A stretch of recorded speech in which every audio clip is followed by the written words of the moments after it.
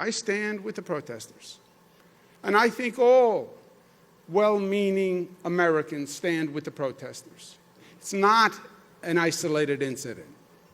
It is a continuum of cases and situations that have been going on for decades and decades and decades. These are just chapters in a book. And the title of the book is Continuing Injustice and Inequality in America. And these are just chapters. The chapters started modern day Rodney King in Los Angeles, 1991. Abner Louima in New York, 1997. Amadou Diallo in New York, 1999. Sean Bell in New York, 2006. Oscar Grant, Oakland, California, 2009. Eric Garner, New York City, 2014. Michael Brown, Missouri, 2014. Laquan McDonald, Chicago, 2014. Freddie Gray, Baltimore, 2015. Antoine Rose, Pittsburgh, 2018. Ahmaud Arbery in Georgia, 2020. Breonna Taylor in Kentucky, 2020. George Floyd in Minneapolis, 2020.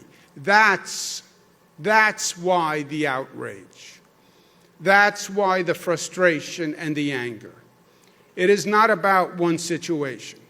It's about the same situation happening again and again and again and again, and seeing the same thing and not learning the lesson. And then it's that happening in a broader context and a broader circumstances, which is what's going on with the coronavirus, which affects and kills more minorities than anyone else. You look around this country and you look at the people who are dying of the coronavirus, it is disproportionate African American people. And it's just a continuing injustice, and that's the frustration and that's the protests.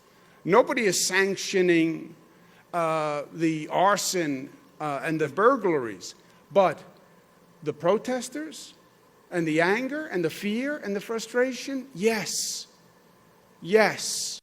And the demand is for justice.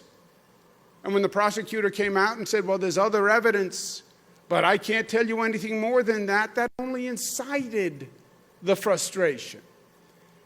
Injustice in the justice system. How repugnant to the concept of America. And over and over and over again. I stand against the arson and the burglary and the criminality. I stand with the protesters.